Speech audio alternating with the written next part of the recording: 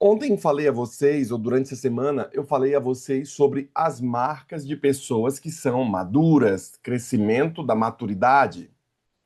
Dentre essas marcas de pessoas maduras, eu falei a vocês que tem pessoas que só pensam em si mesmo, e isso é uma marca de ser menino. Ontem eu estava falando, pregando esse tema em uma igreja nossa. E eu falei a eles lá que tem irmãos que só pensam em si, tem irmãos que só pensam nas suas próprias dificuldades, só pensam nos seus próprios problemas. E isso é uma das marcas de uma pessoa que ainda não amadureceu. Por exemplo, você que é pai, você vai me entender. Tem coisas que você acaba pensando no seu filho mais do que pensando em si. Tem coisas que você acaba pensando ali no pensando no seu filho, pensando na sua própria família, deixe de comprar coisas para você para comprar coisas para o seu filho que são necessidades da casa, necessidade do seu filho. Bem, esse é um símbolo de que você está mais maduro. Você deixou de pensar um pouco em si e agora você está pensando em quem? Na sua casa, na sua família, no seu filho. Também falei a vocês que um dos símbolos da maturidade, né, ou da meninice, tem gente que está mais interessado em falar do que na ação. Sabe aquele tipo de gente que fala, que faz e acontece um monte de coisa, mas ele não faz, ele só sabe falar, mas ele não sabe fazer? Essa é uma das provas de que ele é menino ainda, de que ele é infantil ainda, mas ele, quando amadurece, ele começa a fazer aquilo que ele se propõe a fazer. Também, um terceiro item que falei a vocês, que há uma marca da maturidade, né? Do nascimento, do crescimento e da maturidade, e indicam que uma pessoa é menino se ela ainda não amadureceu, é olhar para o homem em lugar de olhar para Deus. Tem gente que vai na igreja que só fica olhando para o erro do pregador, o erro do cantor, os problemas dos seres humanos, os problemas do homem, dos irmãos da igreja, os problemas da igreja, e não olham para Deus. Tem gente que vai para a igreja e tá olhando ali o tamanho da saia da irmã, tá olhando o tamanho das coisas, vê se realmente está mandando assim, aquilo outro.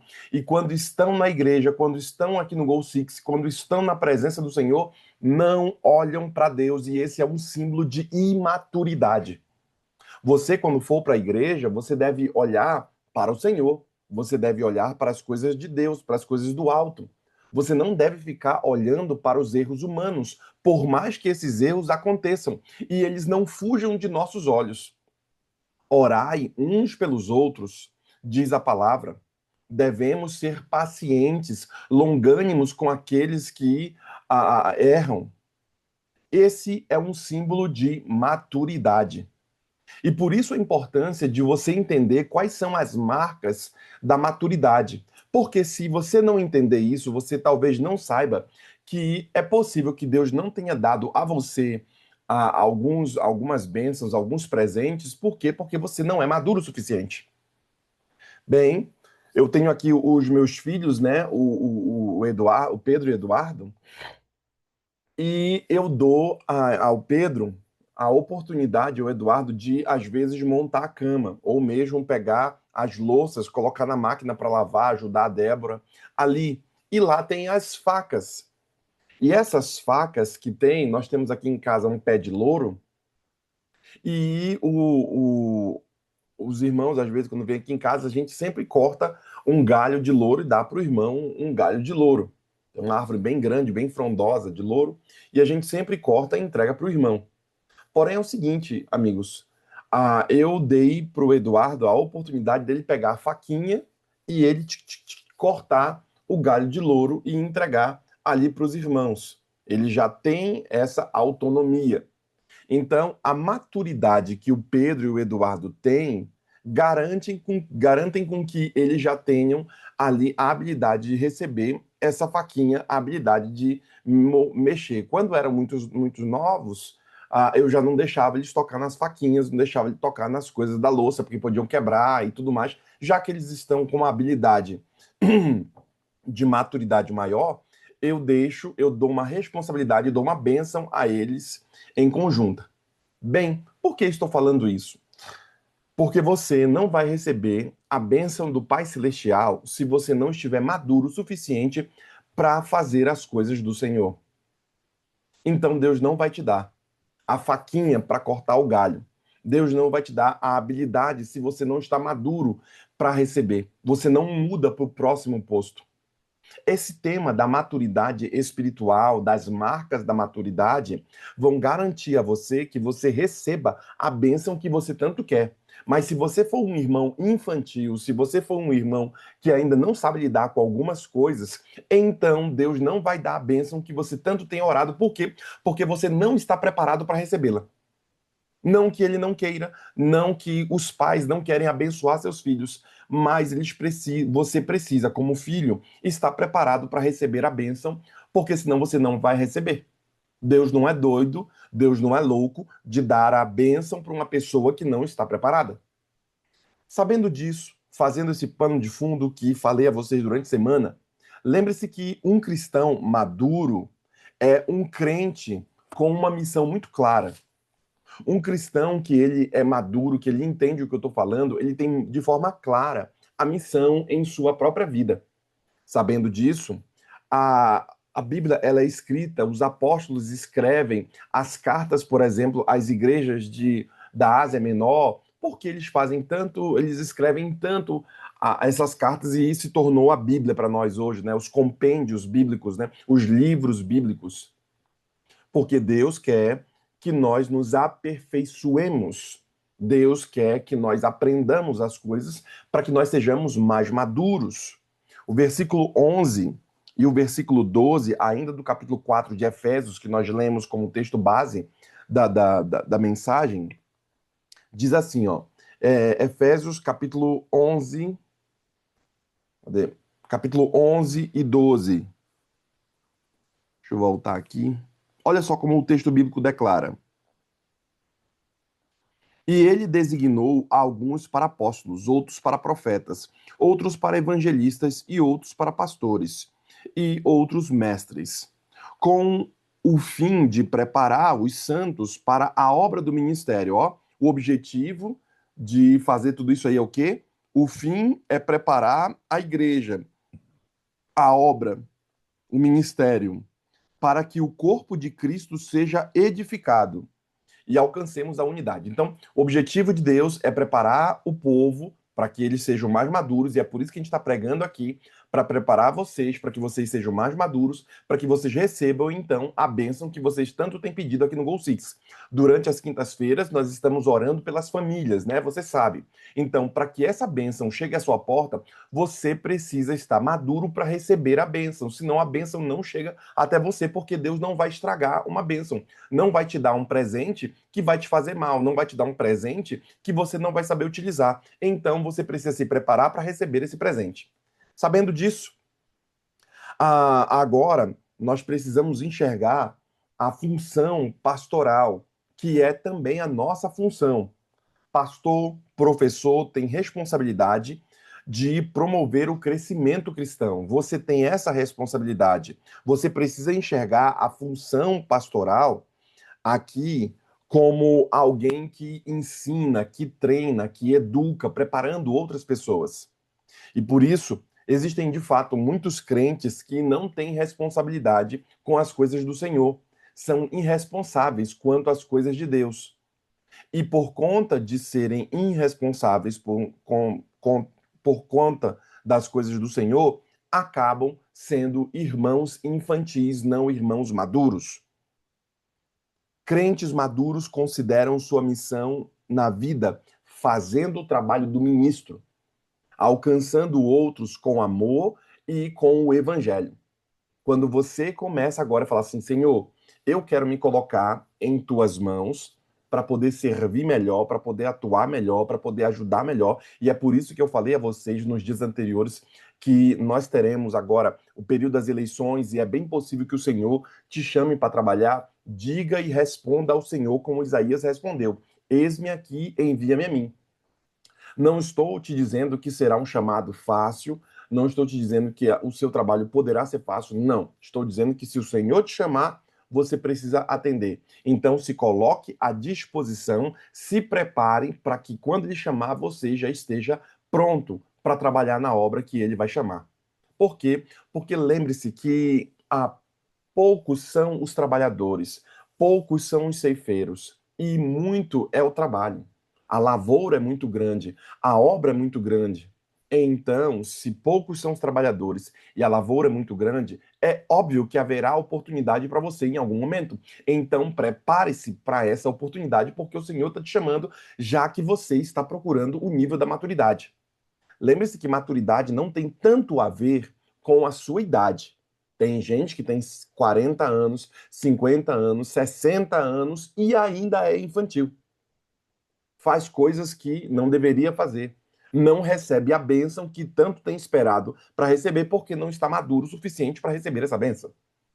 Então, lembre-se que maturidade não tem tanto a ver com a idade. Espera-se que pelos cabelos brancos, pelos tempos de vida, você seja um irmão mais maduro, você já dê valor a coisas que têm maior valor, você já dê valor a coisas que o dinheiro não possa comprar. Mas tem irmão que não é maduro ainda. Tem irmão que é menino, mesmo tendo uma idade avançada. Bem, se este é o seu caso, hoje a mensagem vai te ajudar. Vai te ajudar por quê? Porque eu entro na segunda parte da minha mensagem dizendo a vocês que um cristão maduro, ele é um cristão edificador de outros crentes. Quando você é um cristão que é maduro, você acaba ajudando outras pessoas no trabalho de Deus.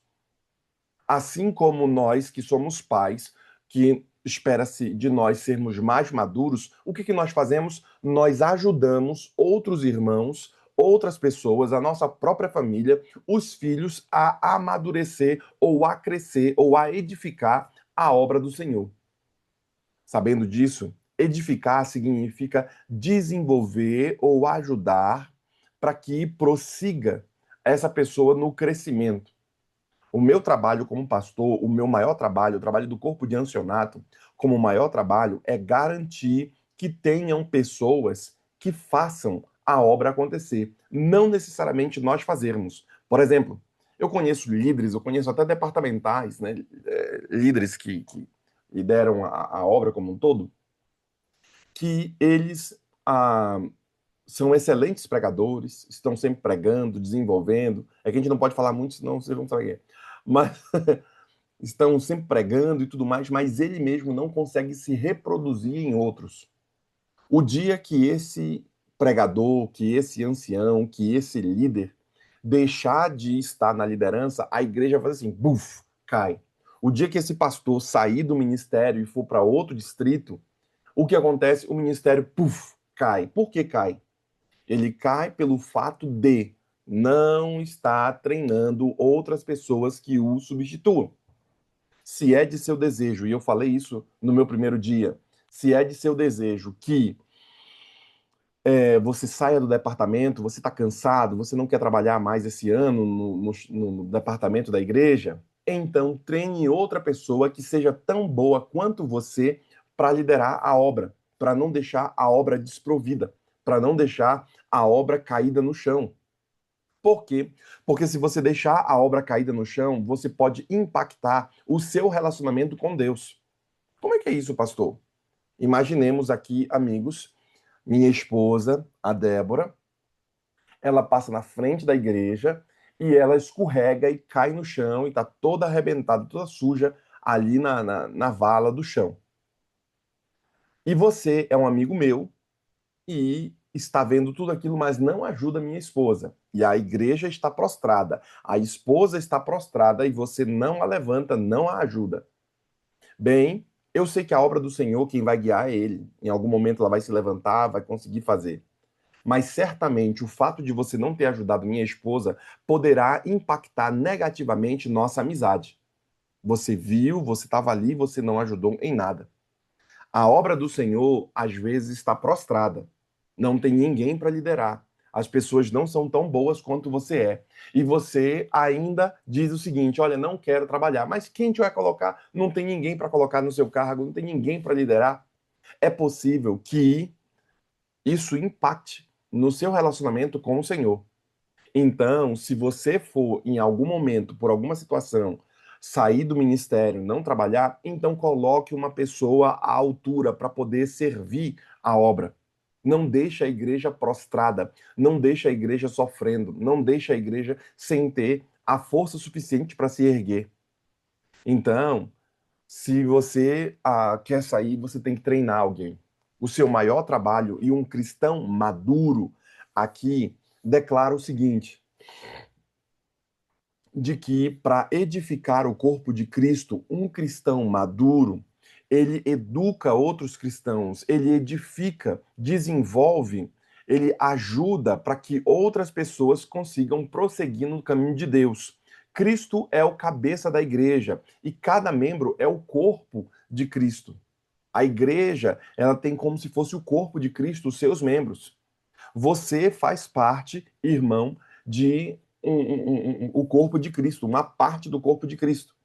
Por exemplo, eu não sei se arrancarem, por exemplo, um dos seus dedos, você vai ficar bem. Você sabe que cada dedo tem uma função. Em especial, que eu lembro esse aqui, esse sinal de pinça, é uma maturidade que nós temos de poder fazer que outros não conseguem fazer esse sinal de pinça, ou seja, de pegar as coisas. Então, perceba, querido irmão, um símbolo de maturidade. Você também existe para poder trabalhar, para servir e ajudar outros a se erguerem. Por exemplo, qual foi o maior ministério, qual foi a maior energia que Cristo gastou quando esteve aqui na Terra? Não foram seus milagres, não foram suas lindas pregações, seu sermão do monte, os diálogos que houveram na Bíblia, as sacadas que ele teve, dai a César o que é de César, dai a Deus o que é de Deus. Não, não. Isso não foi a maior energia que ele gastou. Jesus Cristo gastou sua maior energia em treinar 12 discípulos.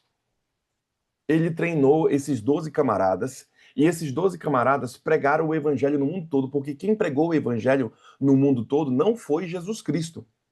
Ou seja, ele ficou circunstancialmente preso àquela geografia da Ásia Menor, ali, Jerusalém, aquela região. O mundo todo ele não pregou.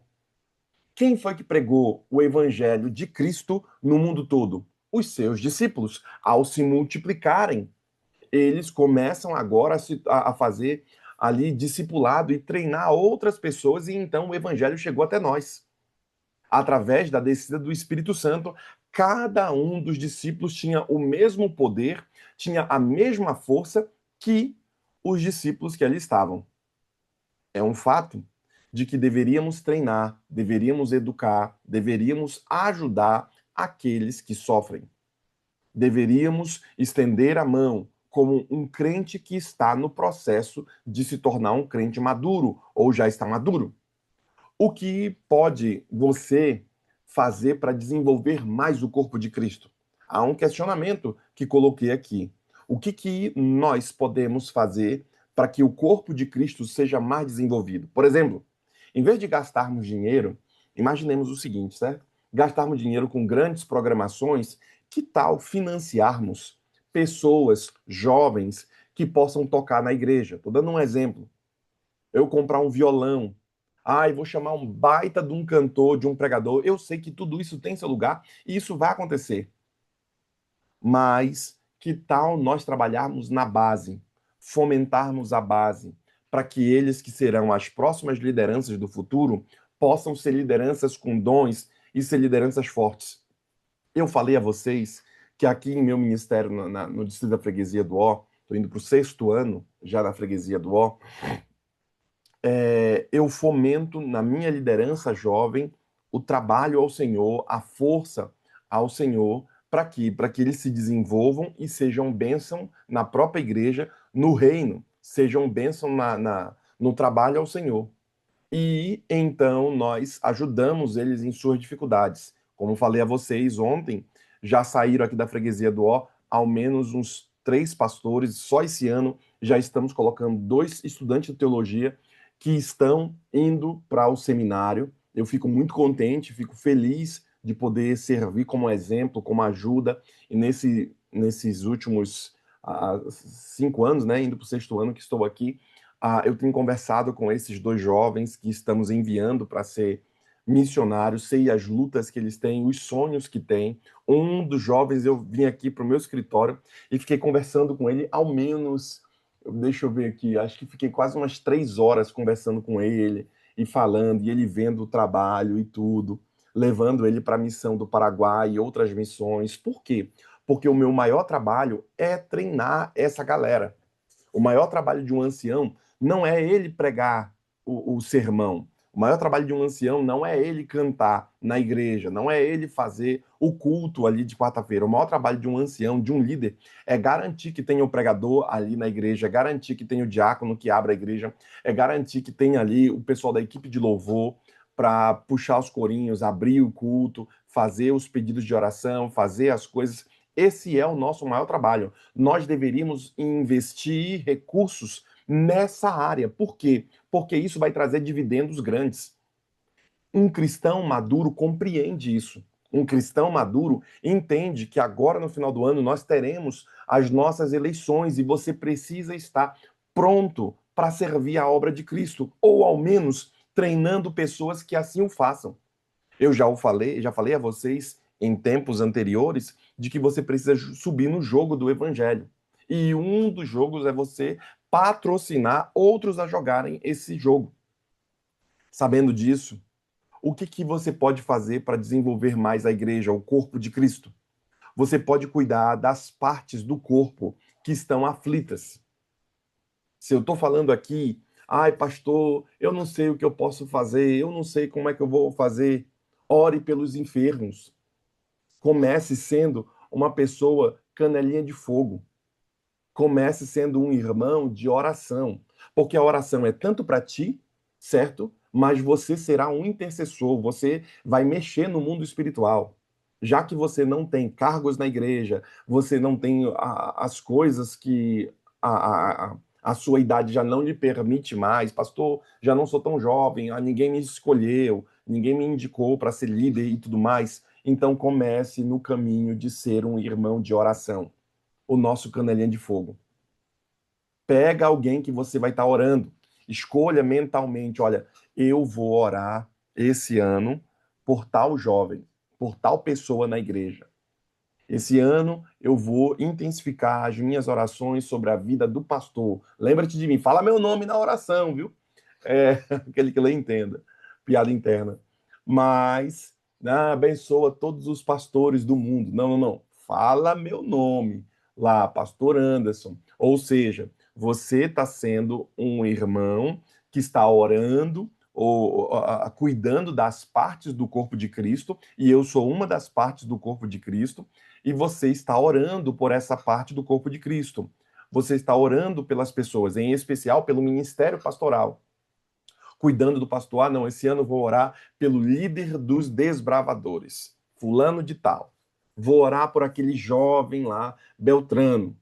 Vou orar por tal pessoa. Então você está impactando, influenciando, orando, cuidando de uma parte do corpo de Cristo. Ou seja, o processo de maturidade está crescendo em você.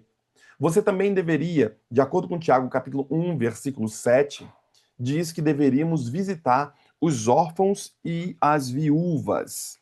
Tiago, capítulo 1, versículo 27, diz assim, ó. 1, 27. A religião que Deus, o nosso Pai, aceita como pura e imaculada é esta: cuidar dos órfãos e das viúvas em suas dificuldades e não se deixar corromper pelo mundo. Então, qual é a verdadeira religião, de acordo com o texto bíblico?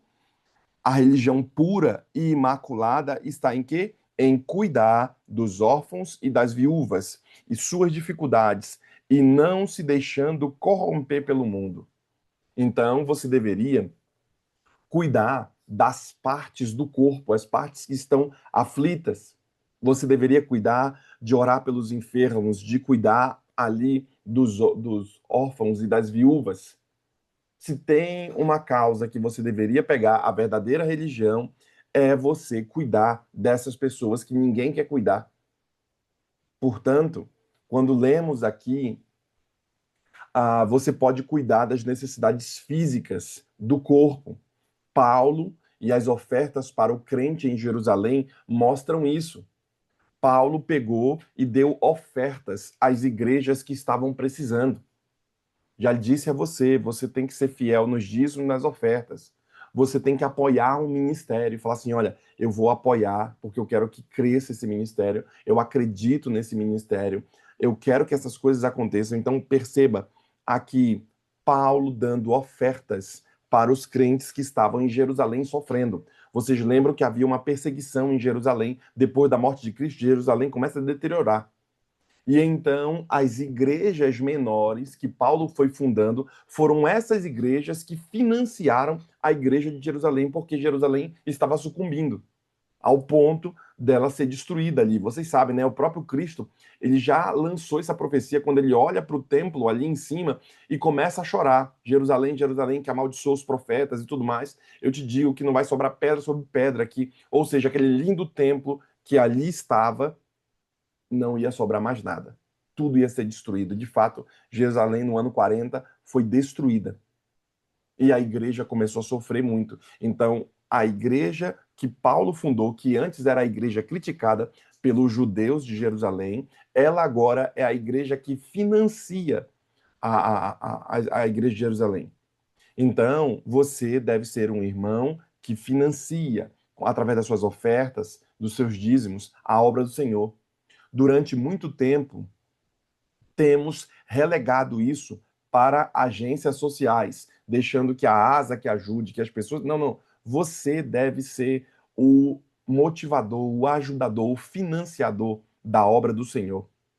Também fala a vocês que vocês podem ajudar cuidando das necessidades espirituais do corpo de Cristo.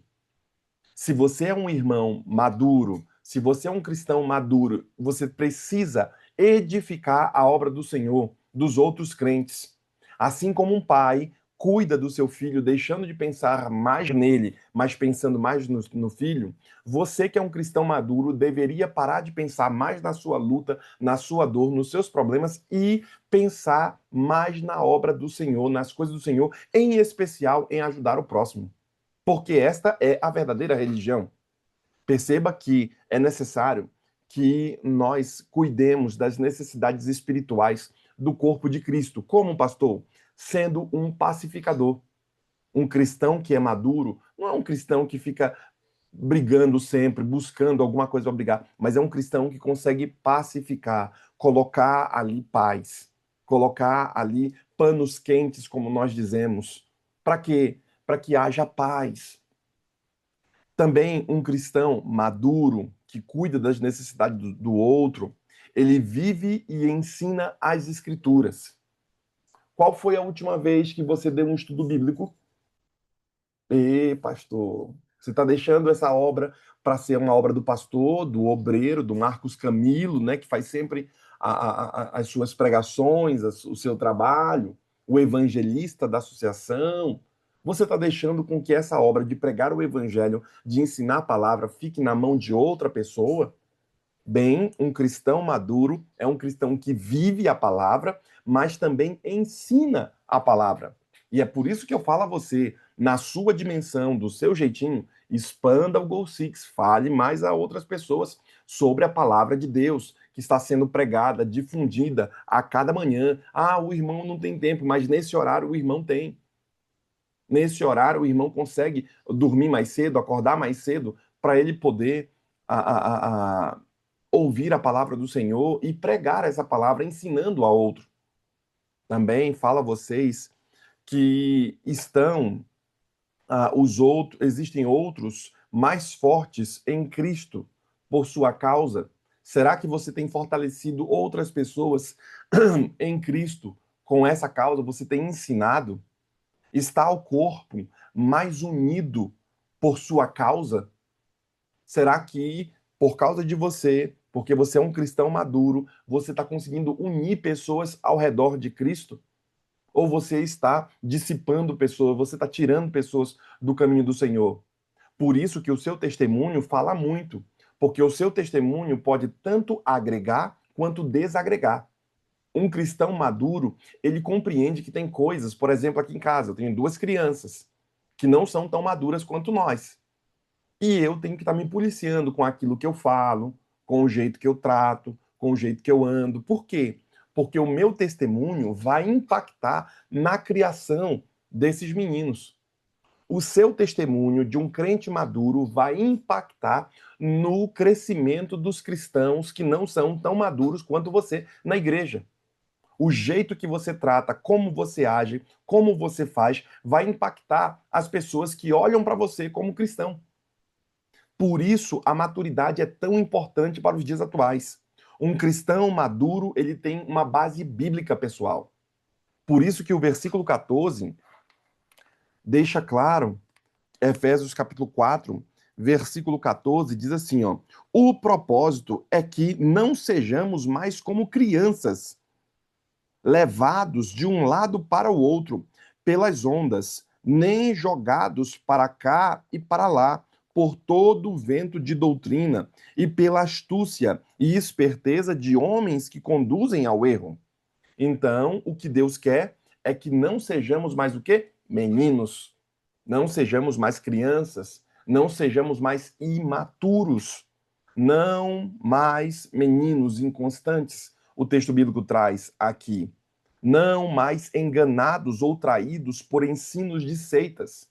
Aparecem pregadores que falam muito bem, aparece não sei o quê. O irmão ele está lotado e ele assiste todas essas pregações que muitas das vezes não são pregações cristãs, são arraigadas de autoajuda, são arraigadas em muitas dessas pregações, desses pregadores de muitas denominações aí. Eles pregam um evangelho pensando em dinheiro, pensando em prosperidade, pensando em um monte de outra coisa. Não que Deus não tenha isso. O problema está que eles misturam o evangelho com isso e trazem ali um suco que não é puro. Trazem uma mensagem que não é pura. Perceba, querido irmão, não serem enganados ou traídos por ensinos de seita. Devemos ser firmes na promessa. Por isso que temos aquela música do Inário, né? Firme nas promessas do Senhor Jesus. Por quê? Porque nós precisamos ser firmes na doutrina, firmes nas promessas, firmes na palavra do Senhor. O irmão assiste um monte de coisa, mas ele não se debruça na palavra de Deus, ele não lê a palavra, ele não estuda a palavra. Ele esquece a lição da escola sabatina, ele esquece o estudo da palavra, ele esquece o ano bíblico, e ele assiste até sermões, trabalha até na obra, mas ele não está maduro o suficiente para estudar a palavra e saber o que Deus está falando para ele. Você, por exemplo, aqui sabe por que você acredita, você sabe por que você crê e o que você crê. E é por isso que eu te fiz uma pergunta nos primeiros sermões que eu preguei a vocês aqui durante essa semana.